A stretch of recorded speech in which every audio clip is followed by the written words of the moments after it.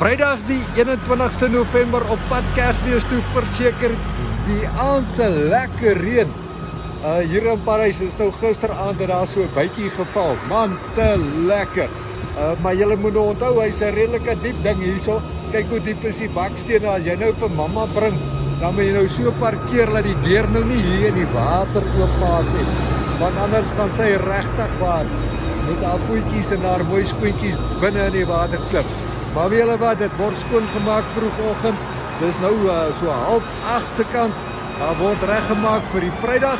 En dan natuurlik lê die naweek voor. Julle is welkom, kom kry geskenke, kom kry die ander dinge, kom kyk die Valrivier, kom kyk die hangbrug. Hier is so baie om te doen in Parys, maar onthou, as jy kom parkeer, check dit vir die damme. Laat mamma nou nie moet haar voete daar in die water inklim nie, okay?